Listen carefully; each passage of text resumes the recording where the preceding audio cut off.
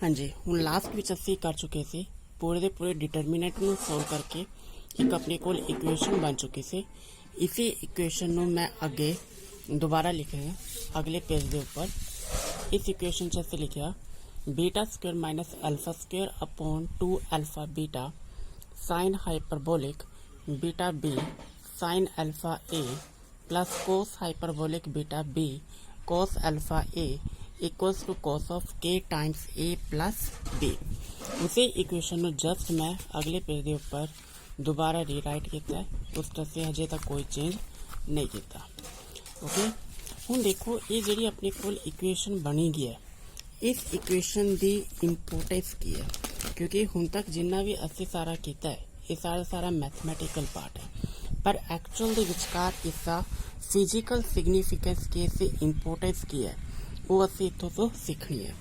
हुण जे असीं इत्थे मन के चलीए कि अपने कोल फाइनाइट अमाउंट का पोटेंशियल डिफरेंस है, that is finite amount of potential जिसनों असी ऑलरेडी मन के चले सी that is of V naught, meaning इसकी वैल्यू ज़्यादा हाई नहीं है। तो ये बेसिकली एक तरह का डेल्टा फंक्शन बन जाएगा। तो सारे नूं पता होगा डेल्टा फंक्शनस होंगे जिथे एक पॉइंट से आके एट वंस इंक्रीमेंट फिर अगेन डिक्रीमेंट होंदा है। तो इस केस के विचकार जिहड़े अपने कोल रीजन 2 बन रहा सी जो कि असी स्टार्टिंग च लेके चल रहे थे that is of width B. तो इस रीजन की जिहड़ी विड्थ हैगी है वो की हो जाएगी बहुत ज़्यादा डिक्रीज घट हो जाएगी।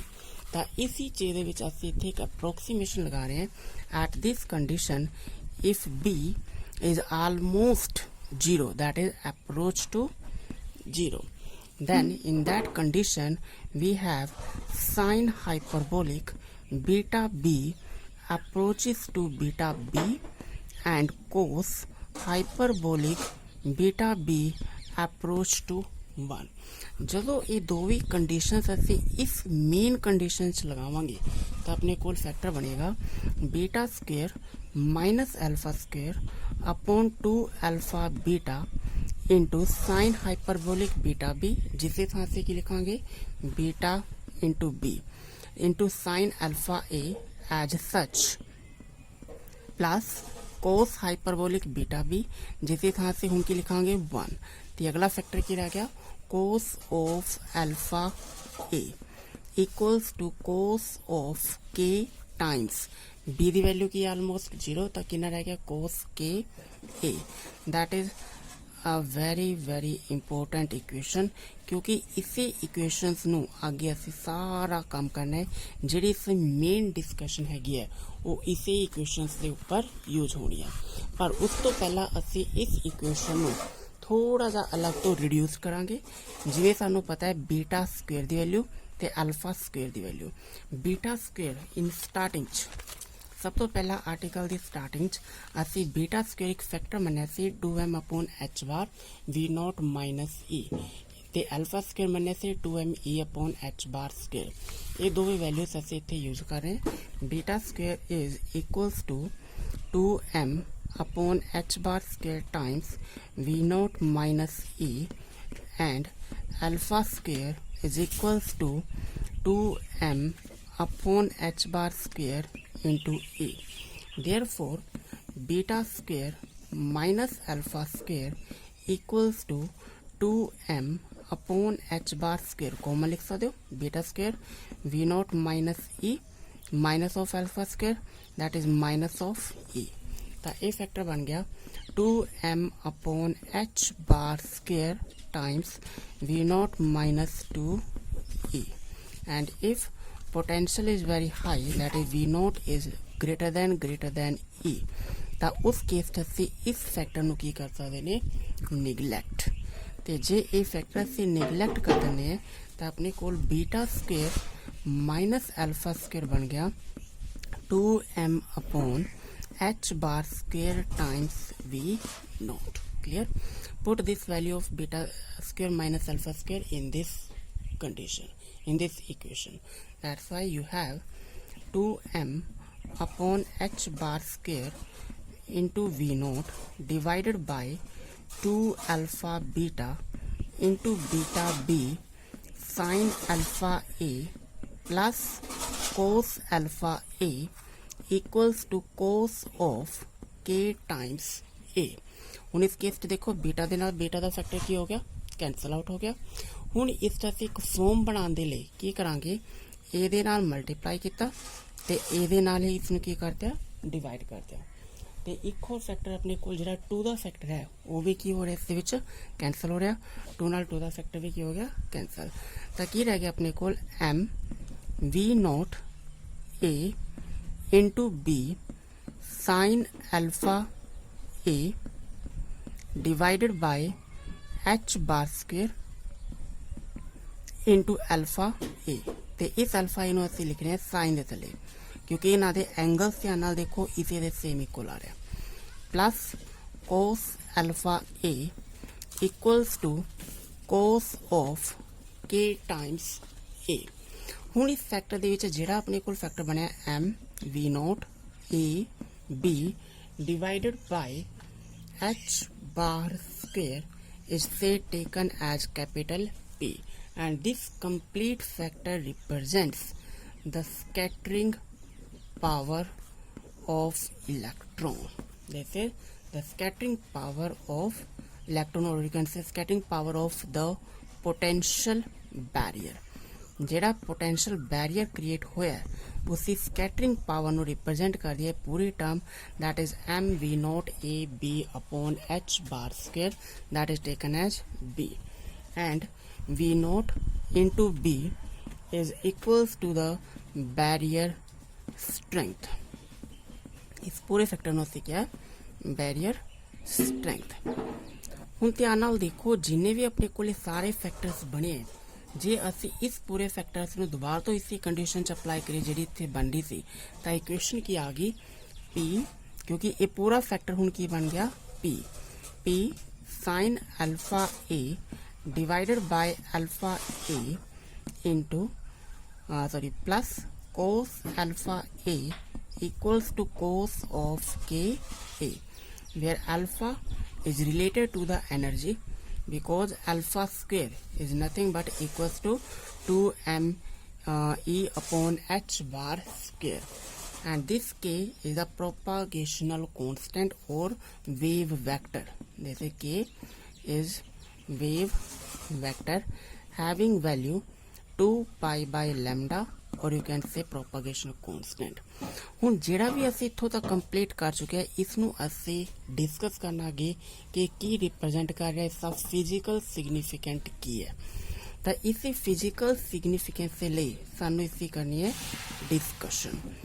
ਇਸ ਪੂਰੀ ਇਕੁਏਸ਼ਨ ਨੂੰ ਐਨਾਲਿਟਿਕਲੀ ਸੋਲਵ ਕਰਨਾ that is very very difficult, पर इसी इक्वेशन ਨੂੰ ਅਸੀਂ ਗ੍ਰਾਫਿਕਲੀ ਈਜ਼ੀਲੀ ਸੋਲਵ ਕਰ ਸਕਦੇ ਹਾਂ। ਤਾਂ ਇसी ਦੇ ਇਕੁਏਸ਼ਨ ਨੂੰ ਅਸੀਂ ਕੀ ਹੈ ਗ੍ਰਾਫਿਕਲੀ ਸ਼ੋ ਕਰ ਰਹੇ ਹਾਂ। ਲੈਫਟ हैंड साइड देखो ਤੇ ਇਸੇ राइट हैंड साइड देखो, ਜਿਹੜੀ ਇਸੇ राइट हैंड साइड है ਉਸ ਦੇ ਵਿਚਕਾਰ ਕਿਸ ਚੀਜ਼ ਦਾ ਫੰਕਸ਼ਨ ਹੈਗਾ, दैट इज ऑफ cos के a। ਇਸ ਤੋਂ ਕੀ ਕਨਸੈਪਟ ਕਲੀਅਰ ਹੋਇਆ कि cos ਦਾ देखो फैक्टर ਜਿਹੜਾ ਹੈਗਾ that always lie between +1 and -1, that mean cos values, cos और sin we know that lies in +1 and -1। सब तो इंपॉर्टेंट कंक्लूजन ये है। तो जी इसी लैफ्ट हैंड साइड है वो भी पूरा पूरा क्योंकि इक्वालिटी है तो पूरी पूरा फैक्टर किससे इक्वल होना चाहिए, या +1 के इक्वल होएगा दोनों का कॉम्बीनेशन, या दोनों का कॉम्बीनेशन की होएगा -1 के बराबर। ये सब तो इंपॉर्टेंट गल है। जे हुण इसनूं शो करन दे लई असी इस तरह करिए कि जे इन्हां दे वेरीएबल्स लिखे जाण तां ध्यान नाल देखो इस दे विच केवल 2 ही वेरीएबल है, एक अल्फा दा वेरीएबल ते एक के, क्योंकि ये तो अपने कोल की हो गया लैटिस कॉन्स्टेंट ते उसकी वैल्यू सानू पता होंदी है, that mean alpha and K both are the variables. तो इसनूं रिप्रेजेंट करन लई ग्राफिकली असी लैफ्ट हैंड साइड टर्म नूं प्लॉट कर रहे हैं with respect to alpha A. Clear? तो ऐसा प्लॉट मैं आगे ऑलरेडी ड्रॉ करके रखा हुआ है, पर इसमें समझना बहुत इंपॉर्टेंट है क्योंकि इसी जे समझ एक बार आ जाए तो फिर कुछ पंगा नहीं है, अदरवाइज ये सारा रट्टा वाला काम है। ओके, हम जरा ध्यान नाल देखो। ਹੁਣ ਇਸ ਦਾ ਪਲੋਟ ਜਿਹੜਾ ਅਸੀਂ ਡਰਾ ਕੀਤਾ ਹੈ that is p sin alpha a upon alpha a plus cos alpha a versus alpha a। ਜਿਹੜੀ ਆਪਣੇ ਕੋਲ cos ਦੀ ਵੈਲਿਊਸ ਹੈ, ਇੱਥੇ ਵੀ cos ਹੈ, ਇੱਥੇ ਵੀ cos ਹੈ, that is again +1 +1। ਹੁਣ ਸਾਨੂੰ ਪਤਾ ਹੈ p ਦਾ ਫੈਕਟਰ, ਇਸ ਦੇ ਨਾਲ ਕੀ ਹੋ ਰਿਹਾ ਹੈ ਐਡ, that means this value is greater than +1। Okay कुछ तो अपने को cos का फैक्टर है, कुछ इससे नाल की हो गया आगे एड अप हो गया, तो एम्पलीट्यूड दोनों का सेम नहीं होएगा।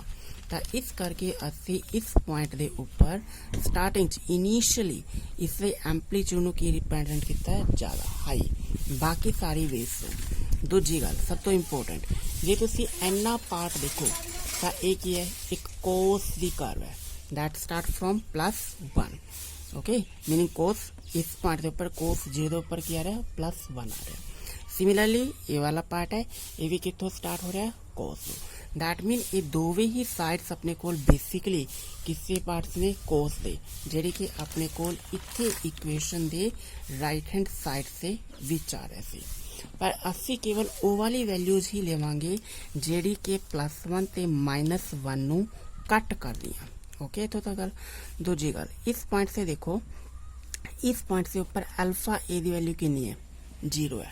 Okay if alpha A approaches to 0 at that time sine alpha A upon alpha A equals to 1, approach to 1। सारे नू पता है इस चीज़ का, दैट मीन ए वाली वैल्यू की होएगी इनक्रीज, ये सारा 1 बन गया मैक्सिमम वैल्यू, तो की बन गया इतने पी।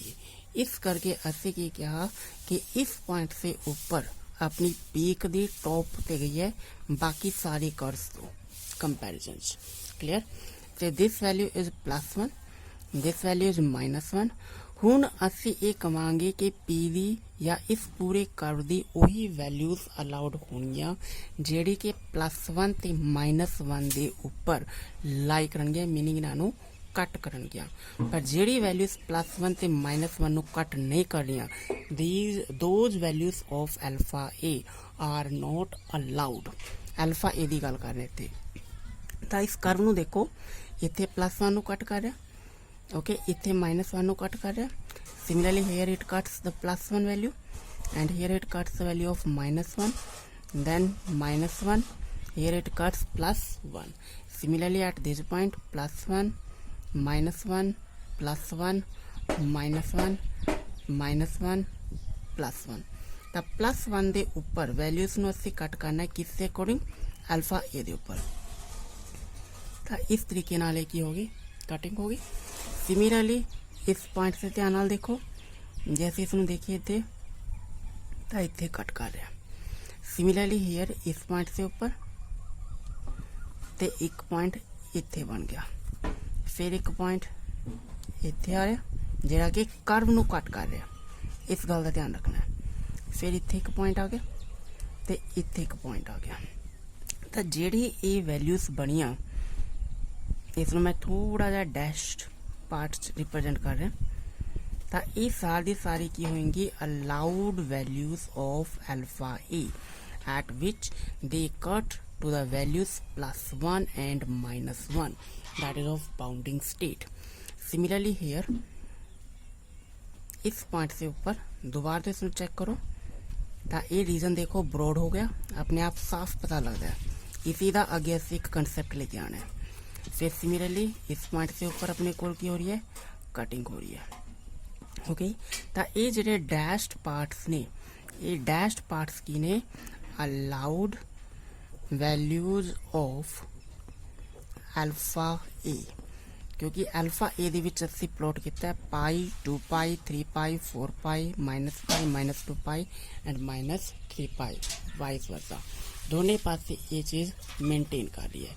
ये सब तो इंपोर्टेंट अपने को इस कर्व नू प्लॉट करने दे डिस्कशन है कि किवें असी ये प्लॉट कर किया, ते हुण असी इसदे सीखने ने इससे कंसैप्ट्स कि कित्थे कित्थे अपने को इंपोर्टेंस रखता है, किवें इसे लाई करता है।